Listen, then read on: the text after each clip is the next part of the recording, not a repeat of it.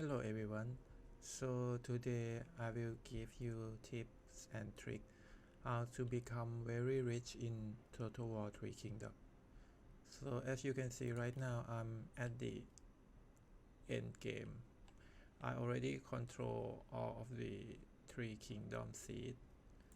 So I become an emperor. Yeah, so I actually completed the game for this faction. So I play as Kingdom Ojo, so exactly he is the son of Lubu. Yeah. So okay, let's get to the point. So how to become very rich in Total War 3 Kingdom. Okay. So first you have to look at the uh, commandery. So as you can see, the commanderies that create the highest earning for each commandery. As you can see, for example, in Hedong, uh, my trick is that you have to choose to build the building that create the benefit for the sub commanderies. For example, if you look at Hedong here, right, you can see that, for example, in this minor settlement, you can see that the building here increase the 500 income from industry, and the other one uh, increase 200 income from commerce. So that is why for the main commanderies we have to build the two buildings that support industry and commerce. Yeah, so you can see I built two buildings that increase the income from industry and another two buildings to increase income from commerce. So another two slot you can build whatever you like that maybe increase income or give you some items or anything. So in total we get 5.4k from industry, 3k from commerce, and all that. So look at the second commanderies that generate the highest income for 9,072 per turn. So you can see this three minor settlement. So the first minor settlement increase industry, the second increase food, the third one, or this one actually gain us the rare armor in some turn. So basically these two. So that is why we have to increase the income from industry and food production. But so I built these two to increase the income from industry and these two to increase the food production, so to gain the highest food production. And I have the left two slots, so you can choose anything, but I choose the increase the commerce so that this settlement can generate the highest income like this. So it's really simple. Okay, that's the third one is also the same. Yeah, increase the sub settlement, it increase income from industry, so we must mainly build the building that increase income from industry. So I built these two, and I mean the other one is not very useful, I think. Yeah, the other one, it doesn't increase income from industry except you came to this part. Yeah, so you can build three of the industry building to increase the most income from industry. So yeah, this one, yeah, I already built it, but I have to go to this part. Yeah, so the other three slot left you can build anything. So this one I choose commerce and also food production. Okay, so the second one that can generate a lot of money is food. Why? Because if you build a lot of settlement and you have a lot of food left, you have a lot of surplus food, you can use that surplus food to level up your castle. Because you can see this castle, for example, it uses like minus 76 food production distributed to this settlement. Yeah, so the highest food you have, you can build the bigger castle. That's why you have more slot to produce even more building. And the other benefit of having a lot of food is that you can sell it for a large amount of money. So for example, actually I have right now the map has only few settlement left, but for example, if you find the ally or some other faction that have a lot of money and lower in food, for example like -1 food or have very low food, yeah, for like this one, Duchy of Yan, you can sell it. You can sell your food for a really high amount of money. For example here, I will offer food.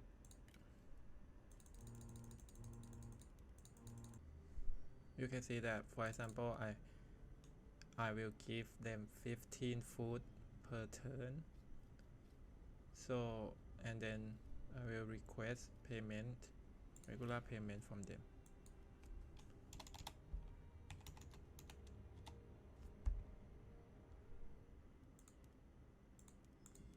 Yeah, so since this faction, they don't have a lot of money, so that is why we cannot increase the amount of money they give us by a lot. But if they are very rich and they are very poor in food, you can raise this amount of money for a lot. So you can gain a lot of money by selling food. For example, it's at the beginning that I play, I can gain like 10k per turn from this deal, and then I give them around 10 food, or I don't remember, 15 food per turn, and I can gain 10k of gold per turn for 10 turns. And the third one of how to become very, very rich is that you have to assign the this one, administrator. So you just assign the administrator to the highest, the top highest commanderies that generate income for you. For example, this one, you can see I assign the administrator Liu Chu. So this character can gain a lot of buff. So for example, by just become the administrator, you have the original buff that everyone get. This is one -30 corruption. This is really good because since along the way, after your faction grow in population and you gain a lot of commanderies, the corruption will increase. So, and this one increase income from all resource. This one is also very good. If your commanderies gain like from 3 types of income, industry, commerce, and peasantry, this one can give a lot benefit from you. So example, in this commanderies I gain like from both income from 3 sources: industry, commerce, and peasantry. So this one is very good. And Liu Chu, he also have his own buff, which is, you can see, plus another 15 income from all sources, and plus 40% income from commerce, silks and spice, and plus another 15% from industry and peasantry. Yeah, so its general is really good. So the next settlement, Chu commanderies. So let's look at this one. Yeah, also the same, we have income from 3 sources: industry, commerce, and peasantry. And also this general buff have plus 5 food, plus 15% income from all sources, 40% income from commerce, and go on, and also industry. So you have to input all your highest yield commanderies with administrator. This is very useful to boost more of your income. Okay, so the next one, yeah, this is the exclusive buff for my faction, for the Dongzhou faction, which is intimidation. So the higher intimidation, this one will minus the corruption from all commentaries, which is very good because as you progress in the game in long term, the corruption will be higher. So this buff is very good. Okay, and also the next one is assignment. Yeah, assignment is also very good to generate income. For example, this one I assign the assignment to, for example, Yuan Jingshang. This one give plus 30 income from industry to Hedong, which is the highest commodities that generate income for our faction. So we assign this one to plus another 30 income from industry, this one plus 30 income, and yeah. So assignment is also good to generate income for your settlement. The next one I have, yeah, this one is faction council. So this one is also very good to generate income. Let's see we have right now. Yeah, this one you see, for example, the advice from Fangzhou, you can see that, you see, minus income from commerce, minus income 50% from peasantry, but plus 200% from industry. So why it is good? At first we have to look at the treasury. So you can see that our treasury gain the highest from industry, second in commerce, and third from peasantry. So this is why if we generate 200% more from industry, it will increase a lot of money for us. So we can see, yeah, so this one. So we have to look at our faction which type of income generate the most income. So for us it's industry, as we see before. So this contract is really good for us to gain a lot of money. The other way to increase income, for example, if you have a lot of settlement and you don't want to obtain more commentaries because it will increase the corruption, you can take a vessel from other faction. For example, this one I take vessel from Kingdom of Wei and also King Yu and King Nongba Chai. So this one, because we have a vessel, right, you can see that we gain a lot of money from our vessel. And the last way to generate more income is that we increase the tax level. But if we increase the tax level, we will minus 6 public order. This one might generate the rebel, but I think in this game rebel is good because we can get rid of them and gain some unique weapon to put in our general. And the last one that I think is really good is that, for example, if you gain some minor settlement, like yeah, this one from this Shang Lian settlement, this one it can give us exceptional weapon with a chance to produce unique weapon. This kind of settlement is very good to generate money. Why is that? Because we can, and I think we have the other settlement like this. Yeah, in here in Hanjia. Yeah, this settlement also give us exceptional armor or rare armor. So why are those items good for us? Because, for example, if we go to try to trade. 如此甚善。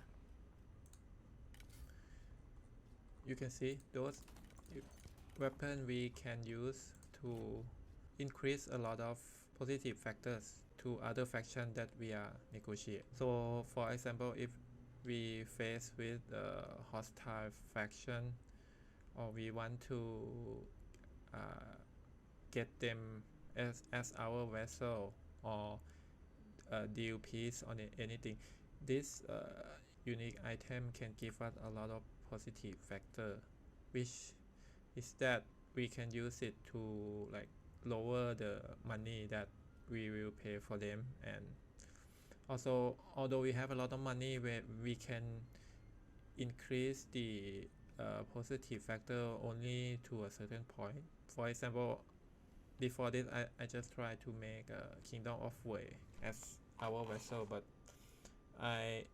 as I increase the money to, for example, 100k gold to them, it will just add the positive factor to a certain degree. But if I increase it above 100,000, it will not increase the positive factor anymore. So that is why we have to use this weapon or ancillaries to add more positive factor so that we can close the deal. That is why weapon, I think, in this game is really important. Yeah, and also reform. Reform, I think, is quite a mixed bag, because maybe at first we might have to, I mean, this is in my opinion, if you play on the harder difficulty, maybe military is the most important at first, and then other like this one increase plus 25 income industry, this one is really good. If our settlement, a lot of settlement focus on industry, and yeah, but follow this part, and this part is also good for trade and industry, but it is up to you. I think food is also really good to generate more food so that you can sell food. So exactly, you can choose any part you want. I think it's I think they don't have a way or only one way to upgrade this. Most of this reform is depends on your perspective. Yeah, so that is all for today.